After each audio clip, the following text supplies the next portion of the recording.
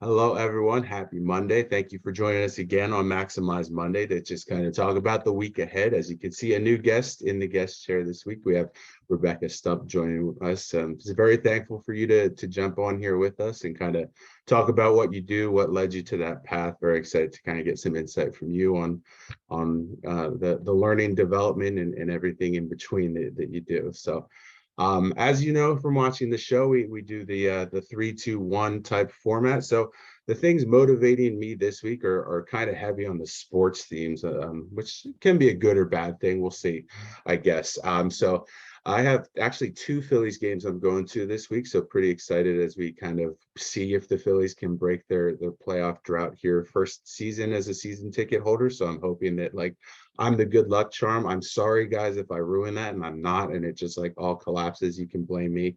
That's fine, but I'm still excited to kind of see where we go on this ride. So getting out to Philly to see two games this week is one of the main things.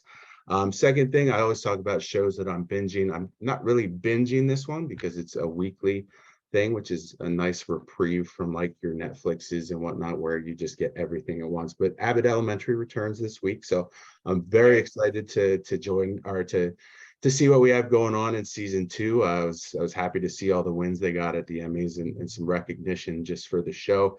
As a former educator, I can still appreciate all the nuances that go on in the show. So looking forward to seeing what they do now with more kind of critical acclaim behind them. A lot of big shoes to fill this season. So we'll see what they do. And then the third thing you can kind of see behind me, there's a poster of Brian Dawkins. I've had that poster for 8 years, wanting to get him to sign it. And I'm actually meeting him on Saturday to get him to sign it. So I'm pretty excited that this is an 8-year quest that Matt has been on to finally have this done. And the light is at the end of the tunnel. I might finally have this poster that I can have hanging and signed in my office instead of just having a framed random poster like the huge nerd that I am. I can actually be look, it's signed at least, everyone. So looking forward to having that as the conversation piece. But to focus on the work week ahead, a lot of stuff going on this week. So I have 3 new positions that are opening up. So I'm just making sure that I'm getting those posted on all the job boards, making sure all the job descriptions are looking good. Getting my interviews, my phone screens coordinated and everything set up so that those are in a good place as we open them. Just like to have full speed ahead with all of that. And on Wednesday, I'm giving a presentation to my team on social media recruiting. If you've been following me for some time, you know that I do a lot of recruiting through social media. So just kind of putting together a presentation here to just talk about what I do, how it's been beneficial for me. And I'm excited to kind of share that with the rest of my team here. So making sure that I have a polished PowerPoint presentation. It's been a while since I've had to put one of those together, probably since my teaching days. So wish me luck that I still have those chops here. And then in terms of my win from the week before, a slower week than I'm used to because I have been filling 2-3 positions every week, just one last week, but still a great candidate that we got to join the Novalex family. So really excited to see their career start here and see them take off in the new field that they're going to be in. So it's exciting to see someone kind of start that journey and see where they go. So that's what's going on for me this week. Rebecca, what is going on in your world for the week ahead? Sure. So, all right, 3 things motivating me. I have one of my really good friends' weddings coming up. So we're ramping up with all of those final details, getting her, down the aisle in style. So that's number one. It's a bit on my mind, but I'm very, very excited about it. Also excited for it to be over so that, that stress can go away. Right. And then the weather, I'm in Philadelphia and it's absolutely beautiful. I've been taking really long walks every day just to kind of soak in this beginning of fall. It's my favorite temperature, those low 70s, high 60s. So Yeah. really, really been enjoying that a lot. And then my husband and I are getting a puppy. So we were approved for a puppy and he comes this week. So I'm amped about that. Awesome. And then, yeah, and then the 2 goals I am working on and will finish within the next hour. I have a brand new freelance website up for all of my marketing services that I provide. And my goal for the week was to get that up by Friday. So I will achieve that, which is pretty exciting. And then another goal, let's see, I'm working on writing a book and trying to get it published. We're like talking like 2 years down the line, but a goal of mine was to get my like second set of edits done, and I may or may not reach that goal tonight. We'll see. Awesome. We'll see. And then a win. I just had my very first blog published for a client. So that was pretty exciting to see my name attached to a blog, and that got published yesterday. So that was pretty cool. Awesome. Yeah, that's great stuff. It's always Yeah, cool all to see fun. your name in print, right? Yeah, it is. It is. Awesome, awesome. So one of the reasons I reached out to you and you kind of agreed to be on the show is to just kind of talk about, your transition in your career overall and where you transition to, because I'm sure you've seen there's a lot of people right now, and even still as we enter the fall, teachers who are looking to transition a new career, and you're kind of checking a lot of the boxes in terms of the fields that they're interested in with the learning and development, with copywriting. You wear many hats these days. So what made you kind of pursue those avenues as you were looking to transition from education into something new? Sure. So I think any type of learning and development, instructional design, even like facilitation, any of those, coaching, any of that is a really natural transition for teachers. I think that marketing and copywriting and what I'm doing more now is also a very natural bridge, but I'm not sure it's a bridge that a lot of people are connecting. We market and we sell and we create and design and pitch all the time to our students. So it is a really natural bridge to take.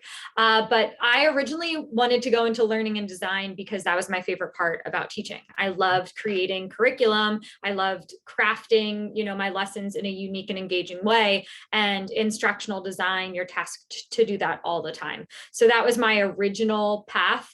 And the more that I interviewed different people in instructional design, I found that for me personally, it was too isolating. It's a lot of individual work, and I didn't want to be alone all day working on a project. I like that, but I needed a little bit more, communication, collaboration, etc. So I actually ended up steering away from instructional design and more into content marketing.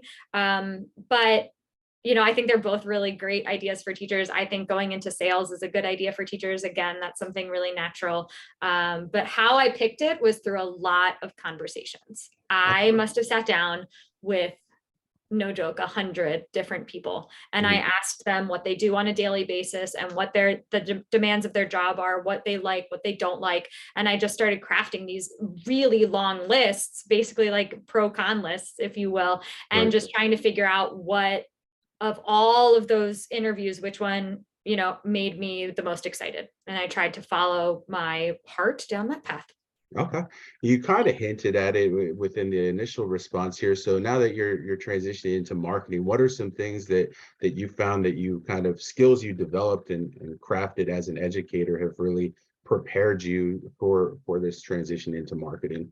Yeah, absolutely. So I also do account management as my full-time job. So which is another fun word for customer success. So I know that that's a huge one. Teachers are constantly like, they want to do customer success. They want to do customer success. Yeah. And I would recommend that they look into just corporate America, and the term there, the job title is account management. It's the exact same thing. But anyways, that's what I do as a full-time job. And then I do my freelance marketing on the side. But what I would recommend for teachers is that they have such a strong skill set that they bring to the table, and they need to try to figure out which one of the many skills they want to laser in on. Because in the beginning of my transition, I said to people, I could do it all. It all sounds so fun. I think I would be great at all of that. And every person I talked to was like, that's a horrible answer. Like, even if you believe it, even if you think you would want to do all these different things, it makes you look naive. It makes you look unaware of what the actual demands of these jobs are. So my first recommendation would be like to sit down, figure out what part of teaching made you tick, even if it doesn't anymore, but like, what was the part that you loved?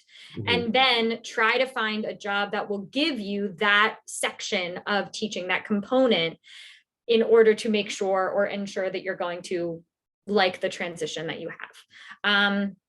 Another thing I would recommend is getting yourself out there on LinkedIn. It's a really great platform for teachers, especially because we've never had to network before. And getting yourself onto LinkedIn allows you to make all of these connections that you would never make just by sending your resume out. And there's nothing wrong with sending your resume out. I mean, it's definitely like tried and true method, but also being able to be there every day, showing up on a space and giving recruiters an opportunity to see you in a more full, I would say, like in just, becoming a real person, it helps. So I would definitely recommend you have the skill set, you probably don't have the skills. So depending on what you want to do, you need to hone in and laser. So for example, if you want to do instructional design, you have the underlying skill set in order to be a good instructional designer, but you don't have the actual skills. You've never worked in Articulate, you haven't worked on Camtasia, Vyond, Rise, like you don't have those skills, and that's okay. But you need to go, and that's where you're going to spend your time, is learning those skills so that when you sit in that interview, you can bridge the gap for that interviewer. They're not going to understand how a teacher can become an instructional designer, and you need to show them, hey, look, here are the things that I know you use on a daily basis. I went and I taught myself those things, and here's how. And if you want to go into customer success and you're telling them, I am really good with spreadsheets and I can manage a lot of different accounts, and they don't see that for you as a teacher. So you have to bridge those gaps. So that's another thing. I know I'm rambling, but so number one, identify your skill set, begin to pursue.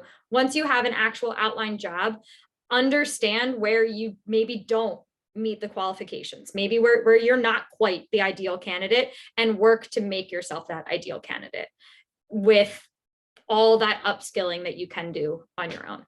Okay. And you've talked about this, and I think it's an important piece of advice for anyone looking to transition, is reaching out to people, connecting with people, having those conversations. So when you were doing that for yourself, was it very like, let's do trial and error, or were you very more focused on like specific companies or specific positions, and was that more your approach, was to focus on that side? Mine was more reaching out to people who had the job I thought I wanted. So I entered saying, I think I want to be an instructional designer. I reached out to 50 instructional designers, had those interviews, was like, oh, maybe not. Then I transitioned and I reached out to 50 more people from that avenue. So I went about it that way. I didn't have any dream company, or I wasn't putting myself in that type of a box, which is completely fine. You're allowed to set your sights on a specific company, but I wanted to keep my options open, because as a teacher, you are inherently naive. You don't know what's out there. And I think sometimes teachers choose something to hang on to a little too early. So I would recommend reaching out to people who have the job you think you want, to make sure that you actually do want that job before you go putting in time and energy and building a portfolio and doing all of that stuff. Like, make sure it's actually what you want. Yeah, absolutely. Absolutely.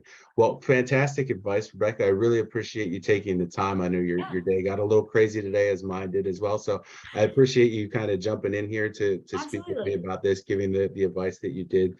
I know a lot of people are still kind of in that transitional phase now, where it's just like, I almost have to make a decision. So I think that your discussion of patience and making the right decision is good advice that they probably need to hear right now. So that's it from us this week. If you want to connect with Rebecca, she will be linked to this posting. Feel free to give her a follow. Thank you so much for watching. Have a great week, and we will talk to you soon. Yes, absolutely. Bye. Thank you.